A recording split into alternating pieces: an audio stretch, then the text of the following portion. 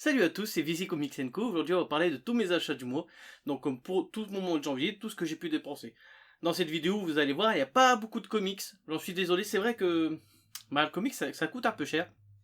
J'avais pas forcément beaucoup d'argent à dépenser vu que j'étais en arrêt, sans salaire. Euh, donc, j'ai quand même acheté des choses. J'ai acheté quand même beaucoup de choses. Mais un peu moins de comics. J'ai quand même des comics. J'en ai que 3 sur toute la sélection. Mais bon, ça reste des trucs de qualité et je pense que je peux vous en parler parce que ça peut intéresser les gens. Donc déjà, on va commencer par de la BD. J'ai acheté 2 BD. C'était en solde à la FNAC, donc j'ai eu 40, moins pas 40% sur les 2 tomes. Donc un tome, ça valait 15,90€, mais avec la nouvelle formule, la nouvelle tarification, c'est passé à 16,90€, moins 40%, ça m'est revenu à quasiment 10€ le tome. Donc c'est l'adoption de Zidrou et Mona. Donc Zidrou, je vous en ai déjà parlé une fois dans cette BD sur le marsupilami, la bête que je vous avais parlé une fois, c'est vraiment très très bien, j'ai hâte d'avoir le tome 2. Donc l'adoption, ça va nous parler de quoi? Ça va nous parler d'une adoption. On va pas se mentir, c'est l'adoption de la petite Inaya, Kinaya plutôt, qui va arriver dans cette famille, euh, dans ce couple plutôt de vieilles personnes. C'est pas ces vieilles personnes qui vont l'adopter, c'est son fils, le fils de ces vieilles personnes, qui va adopter un enfant. Je pense eux ne peuvent pas avoir d'enfant, donc ils vont adopter une petite fille qui vient donc ils vont adopter une petite fille qui vient du Pérou. Et on va voir toutes les déboires dès le début avec la relation. J'allais vous faire voir un truc, mais on voit une quiquette, donc on va éviter. Toute la relation que peut avoir des vieilles personnes sur des vieilles personnes qui sont en retraite et qui veulent, surtout le vieux monsieur GG veut être tranquille dans sa retraite et voir sa vie un peu bouleversée parce qu'il va devoir garder sa petite fille pendant que son fils travaille ou pendant les vacances scolaires, tout ça. Et c'est ce changement de caractère qu'il va avoir avec cette petite fille qu'au début il voulait pas forcément s'en occuper. C'est carrément une BD de gaucho, hein. C'est l'ouverture des portes. C'est très très très très très cool. En fait, à la base, c'était en 2 tomes. J'avais le tome 1, tome 2. Je pensais que c'était vraiment en 2 tomes. Et au final, non, il y a un 3e tome. Je vais l'acheter parce que j'ai lu ces 2 tomes d'un coup. J'ai vraiment apprécié. Je les ai déjà lus, j'ai apprécié. C'est vraiment une lecture qui se fait vite. Dans cette première lecture, à la fin du 1er tome, on a un cliffhanger, enfin, on a quelque chose qui nous fait vite lire le 2e tome parce que c'est vraiment très cool. Le 2e tome est plus relax. On va dire un peu plus, moins dans ce sentiment justement d'abandon, tout ça. C'est vraiment une très très bonne BD. Si vous la voyez en bibliothèque, tout ça, essayez de vous la procurer, au moins jeter un œil. Ça peut peut-être vous intéresser. Maintenant, on va parler manga. Donc, en manga, j'ai pu m'acheter aussi Fire Punch. Ça a été conseillé par Comics Discovery, enfin pas par Comics Discovery, mais par une émission qu'ils font à part James, Deviant Prod et Nico non, Jules de Julie Nico. Et j'ai acheté le 1er tome, je sais pas trop quoi en penser pour l'instant, je vais quand même me finir la série, c'est en 8 tomes. Fire Punch, ça nous parle de quoi? Ça nous parle d'un duo, d'un frère et une sœur, de ce garçon qui peut se régénérer. C'est-à-dire qu'il va se couper une main, hop, il va se régénérer. Ou sa sœur aussi, elle peut le faire, mais elle peut le faire moins vite que son frère. Et eux, leur but avec ce qu'ils vont faire là, c'est qu'ils vont nourrir un village de leurs membres. En fait, ils vont se couper des membres, le bras, la cuisse ou un truc comme ça, et ils vont le donner à manger au village. Donc ça va faire un village de cannibales, mais tout le monde est au courant. Et là va arriver une milice étrangère, on va dire, qui viennent en avion, qui viennent voir ce qui se passe, récupérer des vivres, et quand ils vont voir que c'est des cannibales, ils vont mettre tout le monde ils vont tuer tout le monde, bien sûr. Et la personne qui dirige cette escouade, elle a un pouvoir de feu. Elle a un feu éternel, un feu noir qui est un feu éternel. Et donc, quand elle touche quelque chose, il va brûler éternellement. Et elle va se battre contre lui. Lui va avoir le feu sur lui et va brûler éternellement. C'est pour ça que c'est Fire Punch. Il met des patates de feu. Mais c'est pas que son poing qui va être au feu, c'est son corps en entier. Vu qu'il se régénère tout le temps, il va attendre 2, 3, 4, 5 ans dans la souffrance à hurler, tout ça, et il va savoir gérer cette douleur et devenir ce Fire Punch. Donc lui, son but ultime à cet homme-là, c'est de récupérer sa sœur qui s'est fait enlever par cette organisation et se venger. En tuant, se venger, récupérer sa sœur, tout ça. C'est assez violent, c'est cool. Enfin, en fait, pour l'instant, j'ai eu très peu à lire, donc ça va très vite à lire, mais ça reste quand même bien. C'est 8 tomes. Ça coûte 7,99€ chez Kazé. Maintenant, chez Crunchyroll, mais, on peut toujours les trouver chez Kazé. C'est une série que je vais me finir. Et toujours sur les conseils de James et de Deviant Prod. Bonne Nuit Poun Poun, tome 1 et tome 2. Donc ça, c'est vraiment un truc que j'ai adoré. J'ai adoré, je connaissais pas du tout ni le manga ni l'auteur. Alors l'auteur c'est Inu Asano. Donc Inu Asano, et en fait je connaissais pas du tout. Et je pense que je vais regarder de plus près ce qu'il fait. Ça c'est en 13 tomes. C'est chez Big Manga, ça coûte 7,55€ le tome. Et ça va nous parler de quoi? Ça va nous parler de Poun Poun. Donc Poun Poun c'est un petit garçon qu'on voit sur le trait de, comme ça, d'un... là on voit pas bien, sur le trait de... toute sa famille, on va les voir sur les traits comme ça, d'un petit oiseau tout gentil. D'ailleurs ça dénote par rapport à l'œuvre en original, parce que vous voyez c'est tout des êtres humains, tout ça, mais lui on va toujours le voir comme un petit oiseau.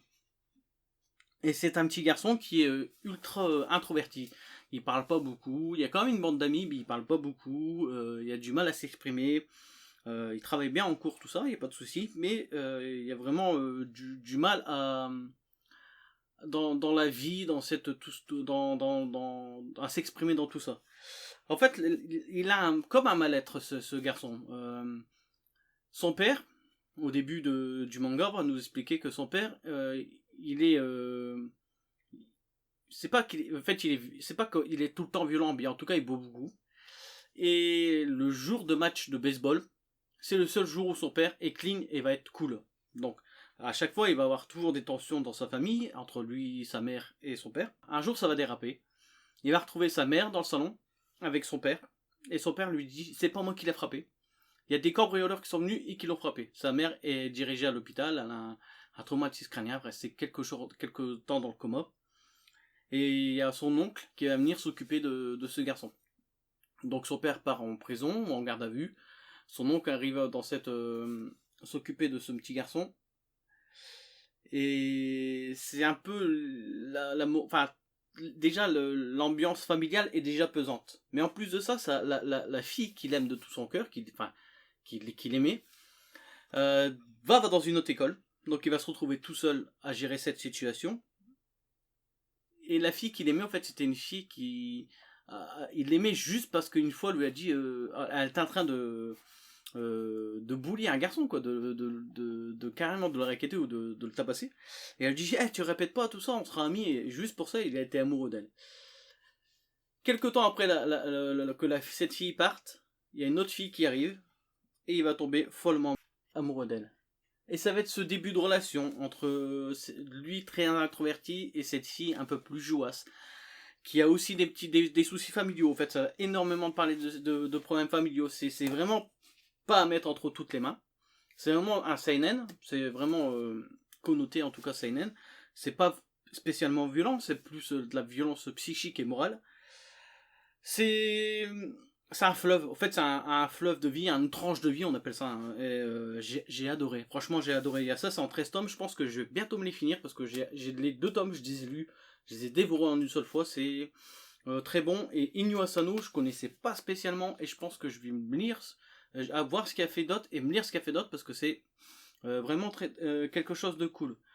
Pour continuer dans les mangas, j'ai acheté le tome 3 de Ken le Survivant que j'ai déjà lu, et le tome 4 de Ken le Survivant que j'ai déjà lu. Bon, Ken le Survivant, je vais pas vous faire l'affront, ça sort sur Crunchyroll, ça sort un peu cher à 15€, je vous en ai déjà parlé dans mon ancienne vidéo, mais c'est vraiment très cool. C'est un format standard, c'est aussi grand qu'un Bunbi Pun Pun par exemple. La taille fait pareil, mais par contre c'est beaucoup plus gros. Ça c'est il y a à peu près 12 chapitres dans chaque manga. On a des pages couleurs, on a même des chapitres des fois complets en couleur. Ça reprend Ken le Survivant, donc la série qu'on avait à l'époque au Club Dorothée, tout ça, qui était sortie aussi en deluxe à l'époque, un peu plus grand, moins cher aussi. Et ça sera en 18 tomes. Donc là, à l'arc 4, on est déjà, enfin dans le tome 4, on est déjà au moment où il va essayer de retrouver ses frères pour tuer ses frères. Hein. Donc on avance quand même assez vite dans ces tomes. 18 tomes. Euh, Ken, c'est une valeur sûre. En fait, j'avais déjà vu l'animé hein, quand j'étais plus petit, tout ça. Je l'ai pas revu depuis longtemps. Et quand j'ai su que Crunchyroll allait sortir des nouveaux tomes, tout ça, vu que je me relançais un peu dans dans les mangas, dans la BD, tout ça, j'ai voulu me les acheter. Et bah, je kiffe, donc je continue à acheter. Hein. C'est vrai que c'est un peu cher, mais bon, je kiffe. Ma prochaine lecture manga, ce sera la dernière lecture et achat. Ce sera bah, Tunichi Samurai Boy, tome 4. Pour l'instant, je suis au tome 4. C'est vraiment des très belles éditions. J'adore les nouvelles éditions de Tunichi Samurai Boy. L'ancienne édition a été aussi grande, aussi épaisse, mais ça faisait une fresque un peu plus jolie, je trouvais. Mais elle est plus trouvable. Donc maintenant, on a cette édition-là avec en bonus. On va dire à chaque fois, il faut faire attention hein, si vous l'achetez. C'est un marque-page qui est avec la page, avec le manga à chaque fois. Donc si vous voulez vérifier avant de les acheter, c'est ce que je fais pour tout le temps. Et c'est vraiment très cool, hein. Donc je vous en ai déjà parlé avec Kenji, ses amis d'enfance, qui vont créer comme une BD, tout ça, et tout ce qui va se réaliser plus tard, des années plus tard. C'est vraiment très beau, c'est vraiment très cool. C'est toujours aussi beau, c'est toujours aussi cool. Pour l'instant, j'ai lu 4 tomes, il faut vraiment que je la finisse cette série parce que c'est quelque chose de vraiment, vraiment, vraiment très bon. Il me reste 4 choses à vous présenter, 4 comics, donc 3 en occasion et 1 en neuf. On va parler tout de suite des occasions. Mon magasin me fait toujours 2 achetés, 1 gratuit. Donc j'ai fait quoi? J'ai acheté Joker War tome 3 à 9€. Joker War tome 2 à 12€. C'est vrai que c'est un peu plus cher. Mais, après j'ai eu Batman et les monstres à 10€. Donc 2 tomes achetés, 1 tome gratuit. Au final j'ai payé un tome 12, un tome 10. Et ben j'aurais dû prendre 12 et 12 pour avoir un autre gratuit. Mais bon. J'ai pris un tome à 10€. Le Batman la nuit des monstres je connais pas du tout. C'est un one shot. C'est sorti chez Urban bien sûr. Je l'ai pas encore lu. C'est ma femme qui est revenue avec ça. En fait elle est partie au magasin. Elle m'a appelé. Elle m'a dit il y a ça, il y a ça et ça. Je lui ai dit, bah vas-y, prends-moi le Joker War. De toute façon, j'ai pas encore le tome 1, j'ai pas encore fini au Rebirth. Les Rebirth, je sais pas toujours si je vais les acheter en. Si je les rachète en intégrale ou si je continue la version en grand. Parce que si je les achète en intégrale, ils seront aussi petits que dans la continuité des New 52. Dans la bibliothèque, ça peut être cool. Il y a moins ce décalage. Et ça me coûtera moins cher de les acheter en intégrale. Maintenant, j'ai déjà 3 Rebirths. J'ai tome 1, tome 2, tome 4 parce que le tome 3 était dans cette collection et il manque 1 ou 2 chapitres, donc je pense que je vais peut-être me racheter soit le tome 3 soit j'achète les intégrales directement. Je sais pas du tout encore, franchement je sais pas du tout. Il faut que je relise déjà tout New 52 de Batman et relire le début de Rebirth que j'avais bien aimé Rebirth au début. En tout cas, tome 1, tome 2 de Joker War, tome 2, tome 3 de Joker War, c'est que c'est du bon comics. Et Batman le monstre, la nuit des monstres, je sais pas du tout. À la limite, si j'aime pas, je le vendrai ou je le ferai gagner dans un prochain concours ou un truc comme ça. Bientôt, on est aux 1000 abonnés, pourquoi pas faire gagner des comics pour les 1000 abonnés. Et le dernier comics que j'ai acheté et que j'ai lu ce mois-ci, c'est vrai que ce mois-ci j'ai lu 31 BD. Dans ma prochaine vidéo, je vous présenterai mes BD préférés de ce mois-ci, de ce que j'ai pu lire. Donc, c'est pas forcément sorti ce mois-ci, c'est pas forcément sorti en janvier 2023, mais je les ai lus en janvier 2023. Et pour la dernière BD que je voulais vous présenter, que j'ai lu, Y le dernier homme, dans la nomade, cette version nomade. J'aime bien cette version nomade. En fait, j'adore la version nomade. Je trouve que les comics en nomade, ça peut relancer l'industrie en tout cas des ventes chez Urban, je pense. À chaque fois on me dit ouais mais c'est plus petit, j'ai peur qu'on voit pas bien.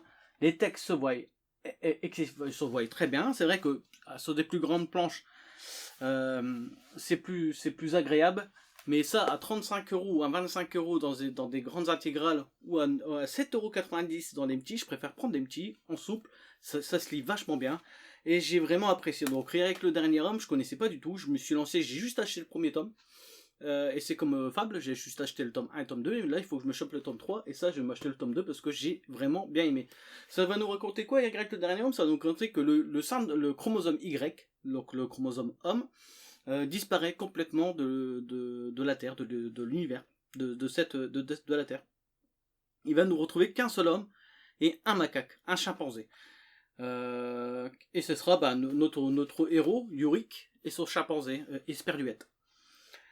Il va se retrouver, on va vivre ce moment où ça a basculé, au moment où tous les hommes sont morts d'un coup. Donc on les voit tous mourir, tous ces hommes, on les voit tous mourir. Et lui, son but, ça va être de repartir voir sa copine, la copine qu'il a demandé en mariage au téléphone, en Australie. Donc il habite aux États-Unis, il va devoir partir jusqu'en Australie, et ça va partir en cacahuète. Ça va partir en cacahuète, il va forcément, des groupements féministes vont se retrouver.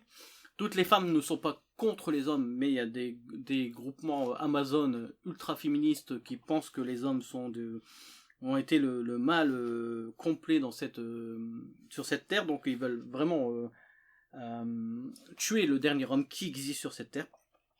Et il y a des femmes qui vont vouloir peut-être s'accoupler, peut-être repeupler la terre, mais lui son but ultime c'est de retrouver sa copine. Ça parle de politique, ça parle de conflits entre territoires avec Israël, avec les États-Unis. Ça va nous parler justement de féminisme, et tout est intelligemment expliqué et narré. C'est vraiment très cool, c'est vraiment un voyage là au début qu'on voyait un voyage sur plusieurs villes, sur plusieurs états même, et c'est vraiment très cool. Il y a des femmes très fortes dans cette BD 355 par exemple. C'est une femme qui va faire la route avec lui, le docteur qui va les accompagner, qui va essayer de mettre fin à cette ère sans homme. Elle va essayer de faire du clonage. Je ne vais pas en dire plus parce que c'est vrai que ça fait beaucoup déjà que je vous dis là, mais c'est vraiment très joli.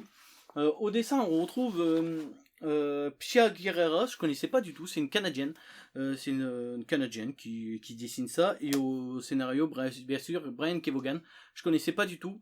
Logiquement je devrais recevoir l'intégrale de Paper Girl par Urban, ils vont m'envoyer l'intégrale Urban Paper Girl, logiquement. Pour l'instant j'ai toujours pas reçu, mais ça devrait arriver. Bon, c'est la fin de la vidéo, j'espère qu'elle vous a plu. Vous pouvez toujours la liker, la partager et la commenter. Surtout, je réponds à tous vos commentaires. On pourra vous échanger dans les commentaires, bien sûr. Si j'aimerais bien savoir votre avis sur les Rebirth, si je rachète les intégrales et je me sépare juste des 3 tomes que j'ai là, ou si j'achète dans ce format. Parce que moi, avoir un petit format comme les New 52, c'est vraiment pas un truc qui me dérange. Même dans la bibliothèque, ça ferait un peu plus joli, je trouve. Mais bon. Je sais pas encore quoi faire, mais en tout cas ces comics je les vendrai, je sais pas si je les vendrai, peut-être je les ferai gagner, je sais pas encore. Si ça peut intéresser des gens à la limite je les fais gagner, sinon je les vendrai, mais pas au prix que je les ai achetés bien sûr. C'était Vizy Comics & Co sur cette nouvelle vidéo, j'espère qu'elle vous a plu, amusez-vous bien sur toutes vos lectures en cours.